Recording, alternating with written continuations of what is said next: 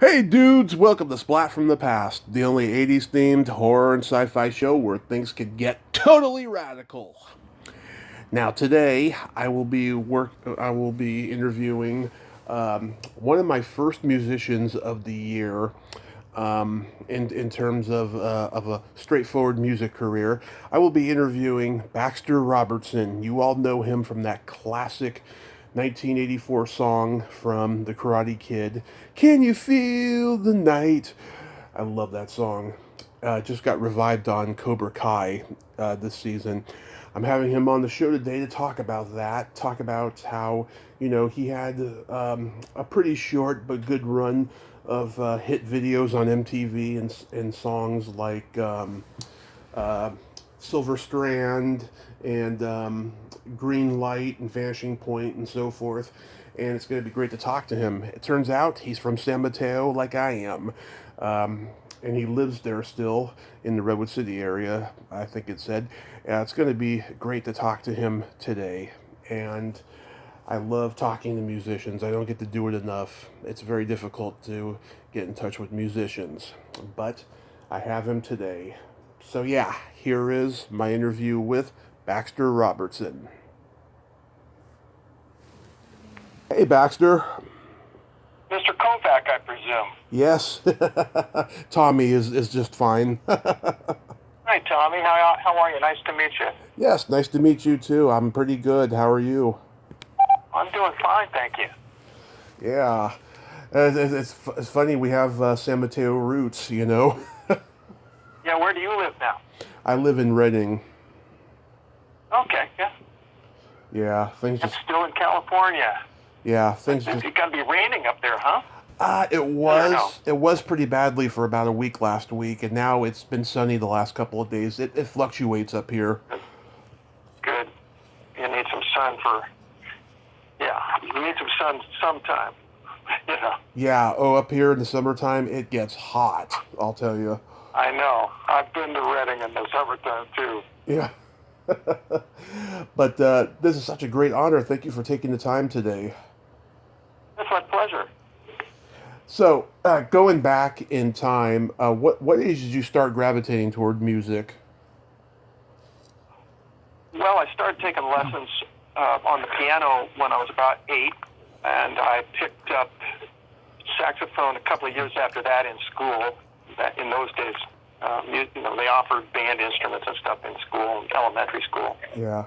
And then the guitar started to be a pretty popular instrument for teenagers, obviously, and Yeah. I started playing guitar when I was about 12. So it was a kind of a cluster of activity, from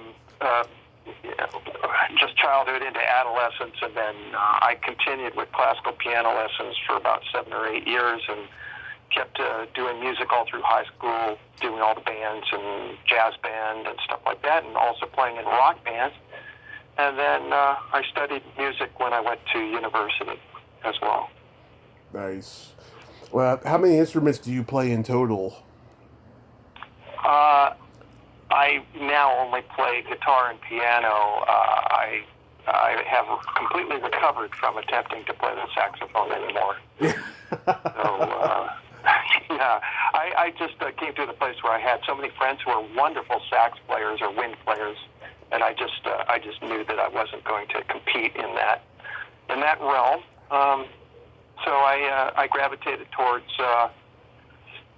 songwriting and composition when I was in college, and then kind of just did the 2 instruments plus singing after that.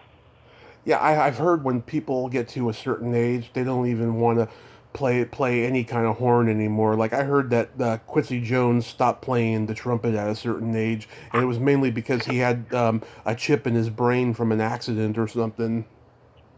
Yeah, I mean, I have a mentor, dear friend and mentor from we met in the 70s, and he still plays bone. He was a bone player since he was a kid, and he still is an active trombone player even well into his 70s. So it just depends on if you can keep your embouchure, your lip muscles and stuff like that, kind of active, and just keep up your skills, keep your instrument up, and survive. Yeah. That's the other part. Yeah. Do you remember the first concert you ever went to? I certainly do. I couldn't drive. I was, I think I might have been 14, and my sister took a friend of mine and myself to the Cow Palace to see the Beach Boys Summer Spectacular in 1966. Nice. And of course, the Beach Boys were the last band on the bill. The Sunrays opened, who were Murray Wilson's new band after he dissed his own sons.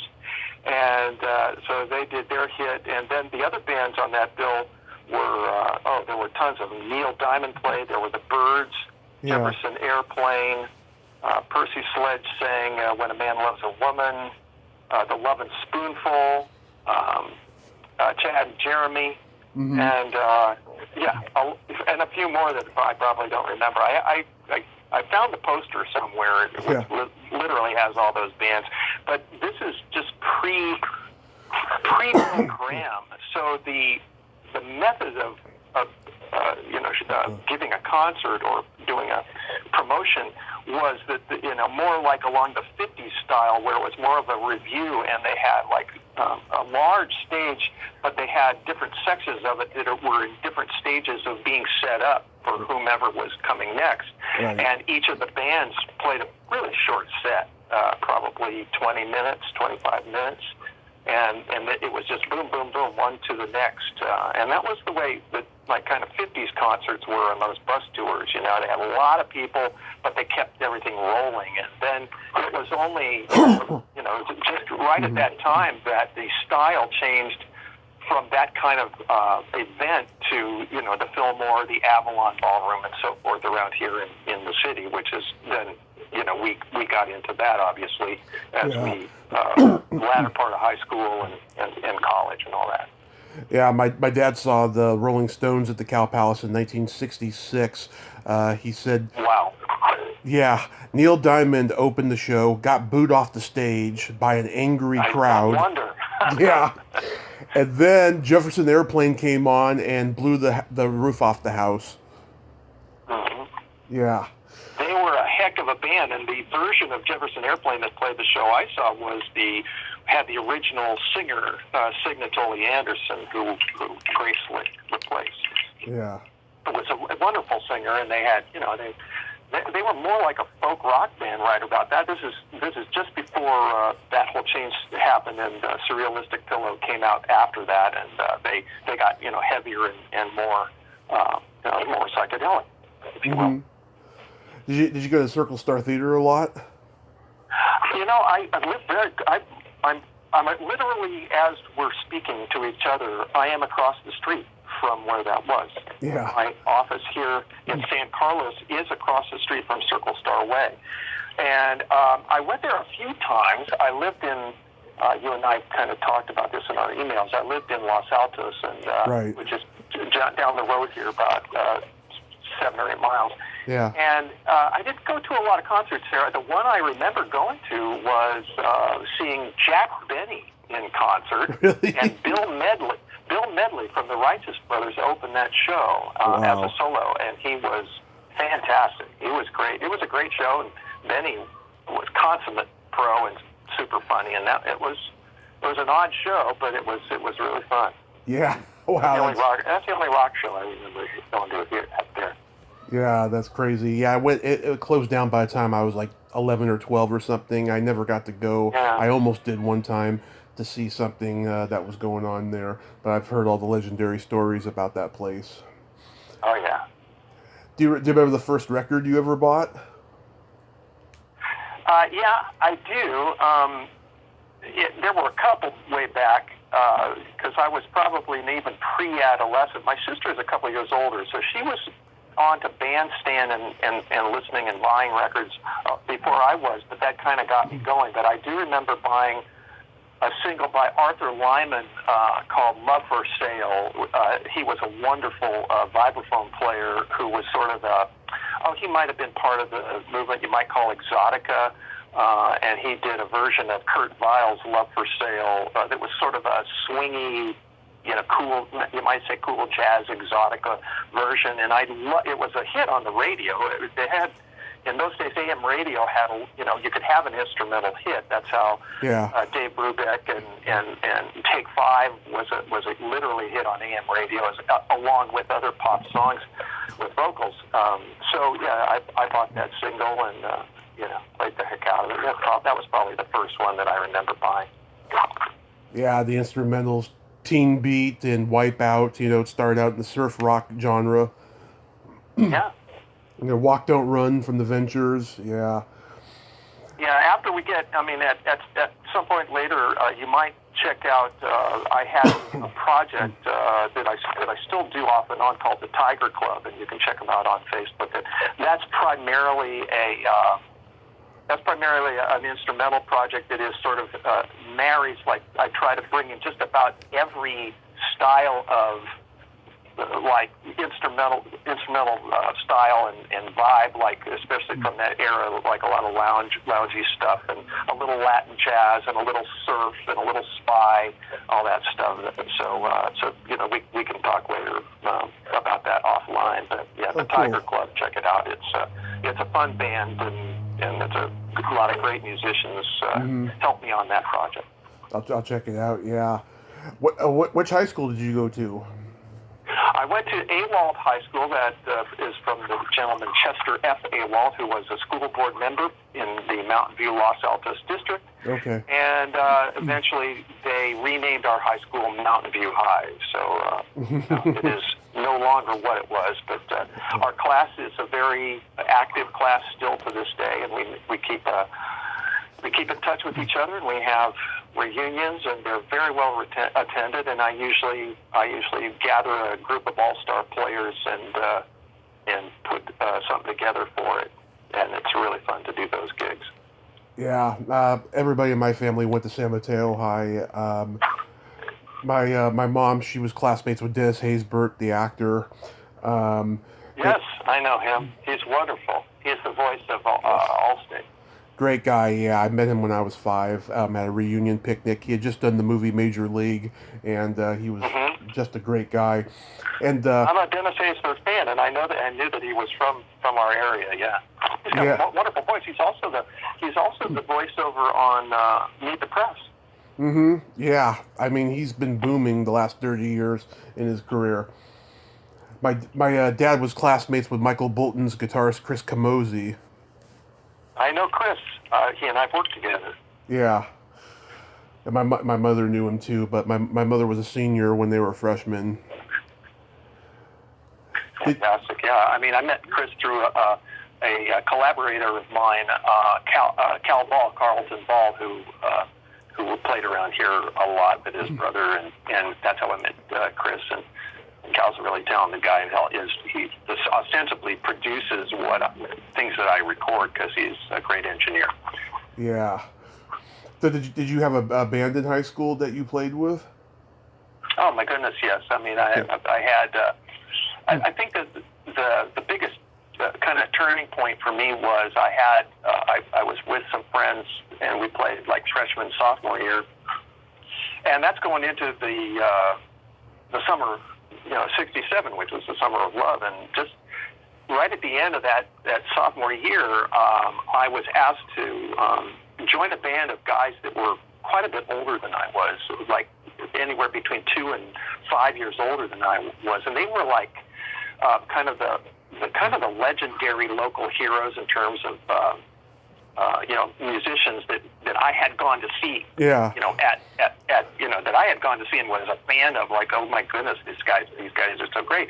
And I was asked to join a band with some of these guys, and I was like really, watching my P's and Q's because we rehearsed just about every day of that summer, and that's kind of where I learned how to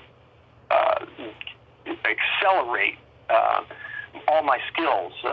When they auditioned me, they made me sing harmonies on a Buffalo Springfield tune, just do this harmony, and you had to execute. There was no getting around it. Playing certain songs, learn this song and have it ready for tomorrow, and jump in on this on the harmony and so forth. And we did some really difficult songs, like we did 805 by Moby Grape, which is an amazing 3-part harmony, intricate guitar song. And stuff like this. So these guys really taught me how to accelerate my game since I was somebody they were, and also how to comport myself, because they were not like kids. Yeah. So, and they were serious. They were smoking, and I guess they were getting high. I don't know, but they were just. It was a serious thing. So there was no messing around. Yeah. So that sort of began my latter day, kind of motto, which is show up and shut up. Yeah. Where did you go to college? UCLA. I left here I left the Bay Area in '69 and went there and stayed there for quite a while, 16 years, mm-hmm. down in Los Angeles. Did you play at the clubs on the Sunset Strip? Yes, I've played a lot of clubs on the Sunset Strip, including. Let's see. I've done the Whiskey a few times. Mm-hmm. Down on Santa Monica, we did the Troubadour. I played there with different projects. So yeah, literally all over LA, and especially if you're talking about when I began to do my own band around the late '70s. And trying to be my own names, as it were, and get signed to a label and all that stuff. So I was doing all those. There were tons of clubs back then, and you three or four bands a night, and get on, get off, and everybody played originals because everybody was trying to get signed and have their own stuff be released. So. Yeah. It was a very rich time for that stuff.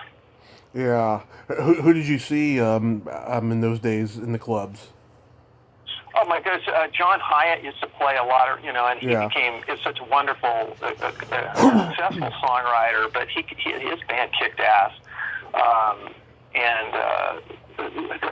there were just so many musicians who went on to. I remember playing a place called Flippers. On Santa Monica Boulevard, and it was a roller skating rink, or was it an ice skating rink? I can't remember. It was roller skating, and the stage was movable so that they would put it out in the middle of the rink. It's set up on the side, and then they'd roll the stage out to the middle, and then you play while people were roller skating around you. And I had a wonderful bass player, Steph Ellis was his name, and he was talking to some guys during the break, and he came back to me after the show and said, hey, those guys want to hire me to be in their band, and I'm going to move to Chicago. And that was Survivor, and they did Eye of the Tiger. Eye of the Tiger. and they did a Karate Kid song, Moment of Truth. Yes, they did that as well. And so he was a great guy, and I was happy. I was happy for him that he left my band, because he went on to something that had more immediate success at that moment than I was having. So yeah, that's how it was. I'm sure you saw the punk and metal scene emerging in Hollywood in those days. Yeah, I stayed away from the metal scene. It was not my cup of tea. But the punk scene, I would go and play at the Hong Kong Cafe downtown, or Madame Wong's, and yeah, there would be punk bands sort of put with me, and I was obviously not doing that kind of thing. But it was there were all kinds of things going on, so you could have an evening where you would see different things. Although there were definitely punk clubs too. Yeah, it was such a great time of creativity. It's all gone now, and it's sad. It's sad because there's no. There used to be a music business, and now the music business is gone as a business, and is sort of folded into the entertainment business at large. And it's just the only way to. It's very difficult to make money playing music. Let's just put it that way. And you can get noticed, and you can certainly get an audience with all the wonderful platforms that there are with YouTube and all the streaming platforms. But it's a lot of work, and there's very little money in it unless you can kind of turn that over into live performance where you can sell tickets. But of course, during this time, that's also not possible. But it's completely changed from the way that the sort of the formulaic structure of doing a record and being paid to do it and selling records, selling CDs, selling tapes, whatever, and making money from those and going out and playing to support the sales of your physical product. That's long gone, and I think in conversations with my friends, we just sort of joked about it. Basically, music is free now. Yeah. I know Metallica saw that with Napster and they didn't like it, and then they tried to fight it, and it just got worse and worse from there. And people wonder why all these long gone bands are still going out on the road. It's because they're making money, and they got the meet and greets, and they got the selling their CD and merch after the show, which I know a lot of them hate doing, but that's how they make money now. It's really, really sad. That's right. It flipped. It used to be that live performance was in support of your physical product, and now it's flipped.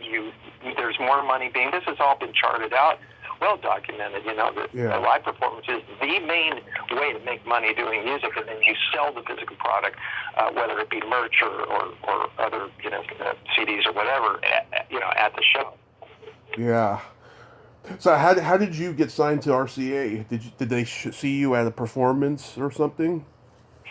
Yeah, it was I had the great fortune of kind of a 1-2 punch. I at the RCA office in Los Angeles was just sort of changing over. There was a new executive coming in from CBS in New York. And his name was Paul Atkinson. He had been in the Zombies, the group The Zombies from the 60s, and I was a huge fan of the Zombies because they were keyboard sort of centric. But he was coming to Los Angeles and taking over the A&R department, and a gentleman who was producing my songs and making master demos. We worked. Did like professional recordings. I had been working with this wonderful producer named Tony Pauluso. He's a whole story in and of himself, but he was wonderful, and he spent a lot of time getting me to learn, helping me learn how to record and get my songwriting better and all this stuff. So we were able to get a few songs into RCA just as this gentleman, Paul, was coming in to take over that department, and he really liked what he heard, and then he came out really within a week or two from having heard the songs and liking them. Then he came out and saw the band at, I believe, Madam Wong's West out in Santa Monica there, and he offered, he asked me to sign the deal. I had to scramble because I didn't have, I had a producer who was ready to go and record more. I did not have a personal manager who would help me through the deal and beyond, and I did not have an attorney to help negotiate the deal and draw it up and so forth, because you needed, if someone offers you, if a major label offers you a record deal, it's a good idea to have some of those things in place. But I quickly did get them in place, and was very fortunate to have a great attorney and a great personal manager. And they really kind of just helped me through those first few years of being an artist on RCA. Yeah, that's great that you had that experience. Panorama View was the first album. It had like 5 songs, right? Right, it was an EP. We had done all those demos. All those songs had already existed. Those were songs that we had shown them and they liked. And so they just said, well, here's a budget. Can you either re-record or make them even more spectacular, better than they are now? And we said, sure. And so we got to work and re-record some stuff and remix some stuff. And then that became the record, which was an EP. Yeah. Silver Strand, that was the first single. I remember that video on VH1 The Big 80s when I was a kid.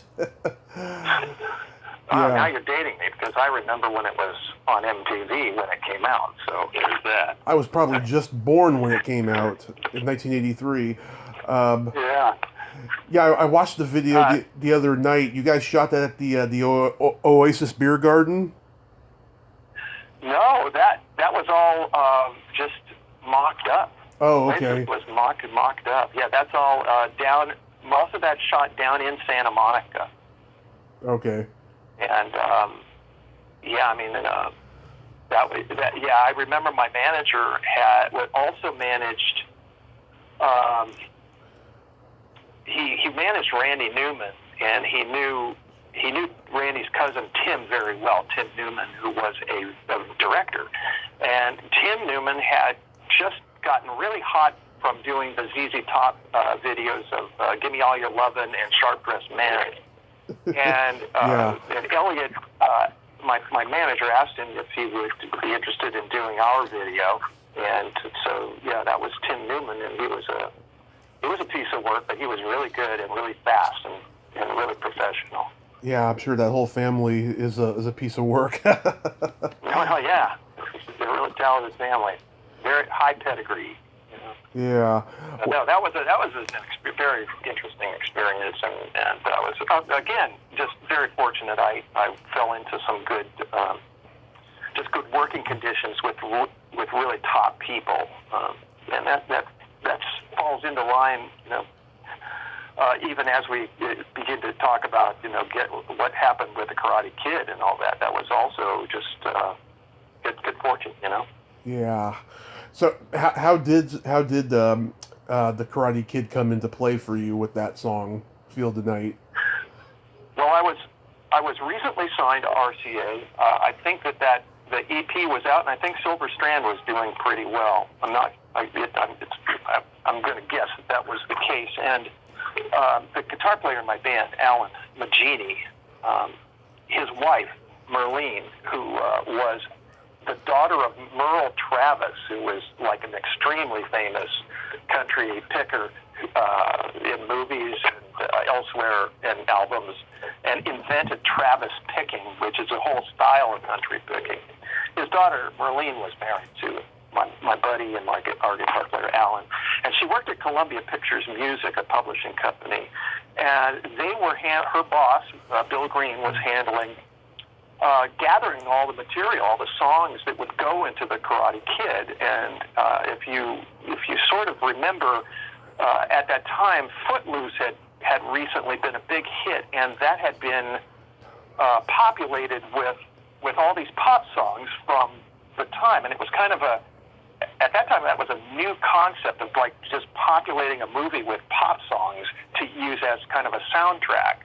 And there was some incidental music too, but there were a lot of songs. That was the concept. Hey, then we could sell the soundtrack with all these different acts and pop songs. So they wanted the producers and director of the Karate Kid wanted to do a similar thing. So this gentleman, Bill Green at Columbia Pictures Publishing, was gathering everything and making deals and so forth. And the composer for the incidental music in the movie, Bill Conti, he wanted part of this action. He wanted a song in the movie, but he wasn't a songwriter or a lyricist or an act or a vocalist or anything. He was a composer, and he wanted to have a song. This was a money play for him, and so Bill Green was looking for a lyricist to put together with Bill Conti so that he could accomplish this. So Merlene, his executive person, suggested me, and I went in and had a meeting with Bill, and he got me a meeting with Bill Conti. I drove over to Bill's house and met with him and heard what he had. He had very little music. He had 16, 24 bars of music, and it was all instrumental. There was, nothing that could be identified as a song. And so, times being what they were, I said, yeah, I can do something with this. I can help flesh this out and write lyrics to it. And so I wrote, I think what you hear in the movie is my third draft of lyrics. My first draft was very artistic and arcane and clever, I guess. And the director, kind of just beveled me down until they got a more, what they thought was more appropriate set of lyrics for that song. I mean, the song was written to the place in the movie that you see where they're at the county fair. Ralph Macchio and Elizabeth Shue go to golf and stuff, and there's a montage of their first date. So, I mean, I did watch the movie, and I knew that was the spot that the song was going to be in, and so, I mean, I crafted the lyrics to be at that part of the movie, and at the time, it was not what I was into. The music and the lyrics were not what my style exactly was, but it was an opportunity that I was just not feeling that it was a good idea to pass up. Nor did my manager, nor did my producer, nor did all my band members think that it was a good thing to pass up. So we did it, and it was a good thing.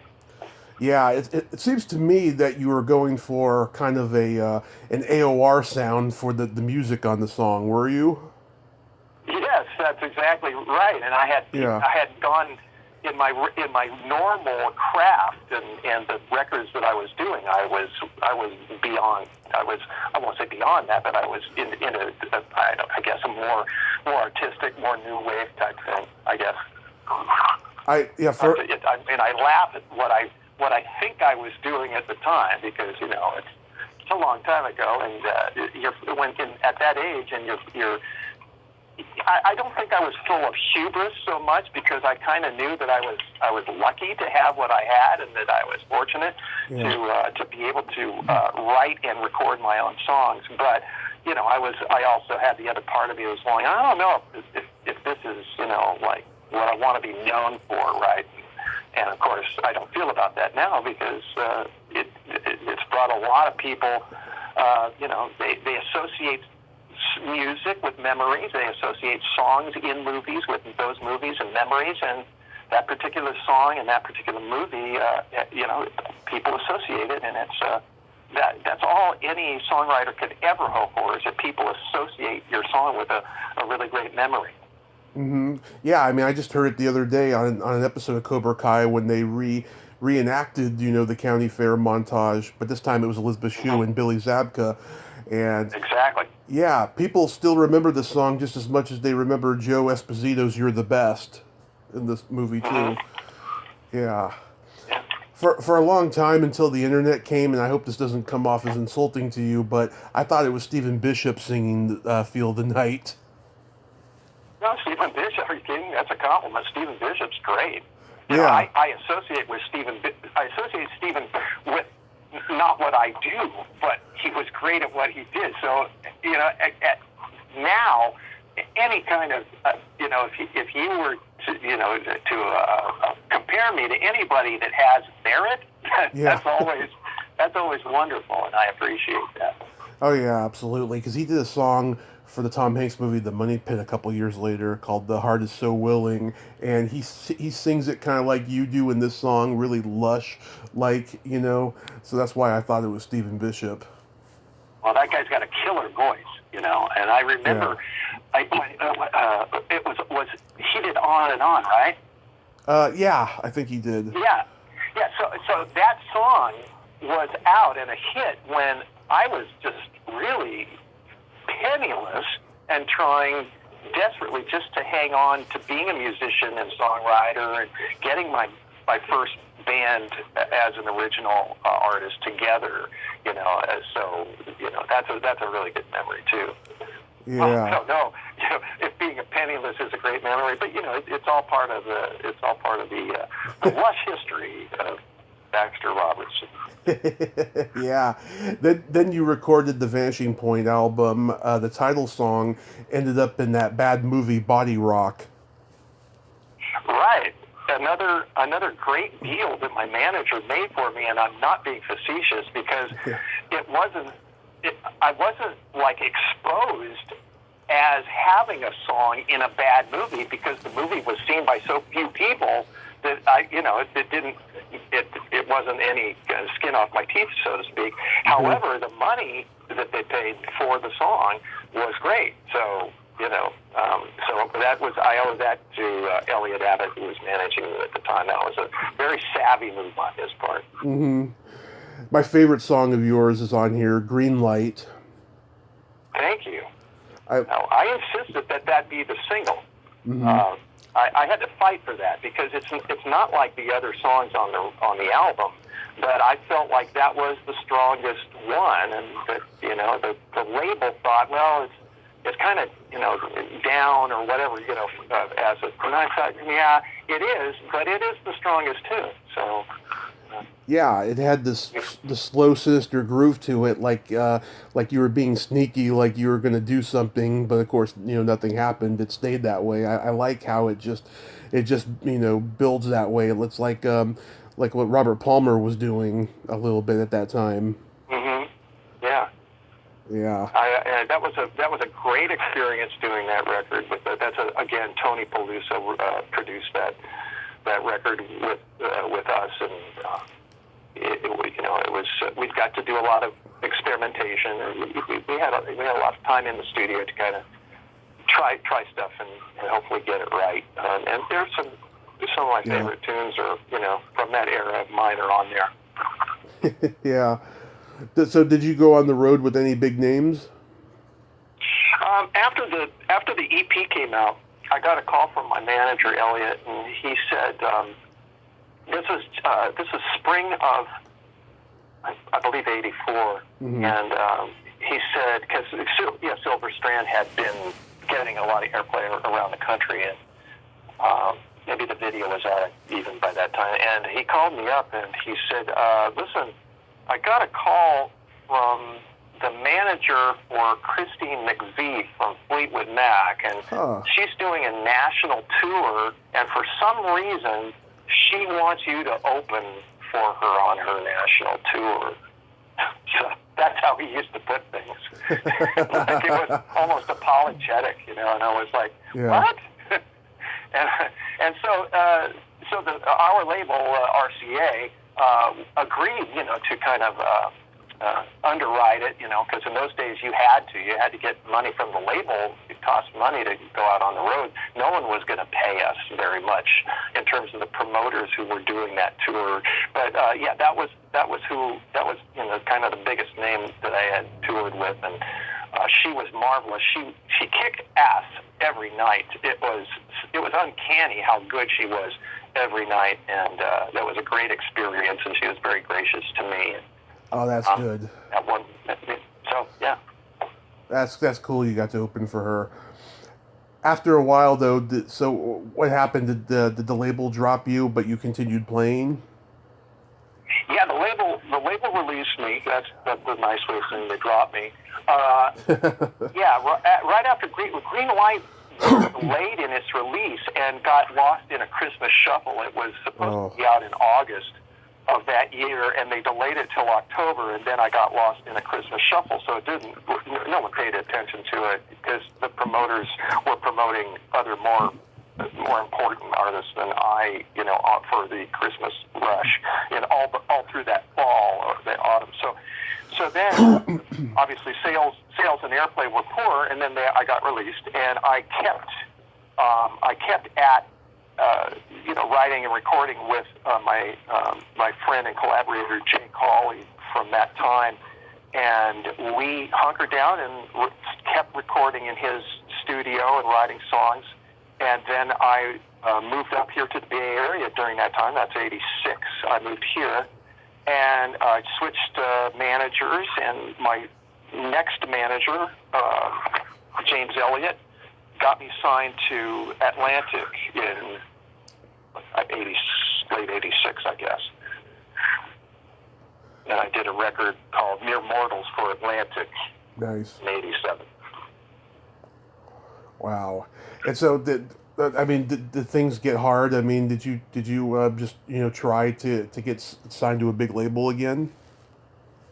Yeah, well, I mean, once I got signed to Atlantic, I was signed with a big label again, and we did what we thought was a great record, and that was also a failure in not in terms of musicality or anything, not really from my perspective, but just from the labels the labels screwed that up, and it's without going into the story of it, it's just a common story. It's just it was a really, really good record that people still write me about. They write me from all over the place about that record we did for Atlantic, and because it did make it out, it did get released, but so I after that I was released from Atlantic after that, and that was kind of the end of my major label career, and I've never stopped writing or recording since then. It's just sort of part of what I do. Yeah, that's what I meant to ask. Like, after the Atlantic thing, yeah. I mean, when you were on RCA, I mean, was it good times while it lasted? It was the best. Mm-hmm. The best part of that kind of experience is who you get to work with. It's who you learn from and who you get to work with. And like mentioning Christine McVie, it's very validating when you open a show for somebody like a person who's in Fleetwood Mac, for instance, like Christine is, mm-hmm. and you go, well, my set was pretty damn good tonight, and then she comes on and she's really good, and you go, this is, I am kind of at this level in some way, shape, or form, know, and I can't. And I've had other friends who have similar stories to mine. And one thing that I point out to anybody who's like kind of trying to beat their head against the wall in this business is that you can't ever go back a level. You're always as at whatever level you were at what I'm trying to say, you're at the level that you last were at. You can't ever go back. Yeah. So and that's the good thing. You know what to do when you need to do it and how to do it, because you learn from these great people. Doing the Atlantic record, I mean, I was able to. I met. That was mixed by Tom Lord Alge, who was an amazing. He had just won a Grammy for Back in the High Life with Steve Winwood. Oh yeah. And when we finished our record, we approached. By that time he and I were friendly acquaintances, and he told me, if you need somebody to mix some of these songs on your record, get in touch with me. Yeah. I'm like, okay, and we did, and so those kinds of experiences are like, this guy believes in what I'm doing. So whatever Right. you think about yourself, or no matter how much self-doubt you have, once you're put in that position, you can't afford to have it. Yeah. you have to go, I guess I'm not bad. Because these people think this material's kicking ass, and it's over these speakers in the studio. Sounds to me like it's kicking ass too. So, you just go with it and be grateful for getting to work with some of the best people in the business. It's scary, yeah. What are you doing these days during the pandemic? Oh goodness, my wife and I are hunkered down. I have two grown daughters who live in Los Angeles. Nice. My oldest daughter is what used to be in a band that some people might remember. It was a band called the Donnas, and they're from Yes. Palo Alto. Yes. They had a lot of success and notoriety. They had been on. They were on Saturday Night Live as the guest artist. Yep. She was all around the world doing that. She got to see the world doing that band. And Small world. She got very accomplished, I think, guitarist. And then she completely left that behind and has recently finished her college career and has a degree in Japanese culture. And so, I mean, I keep in touch with my daughters and,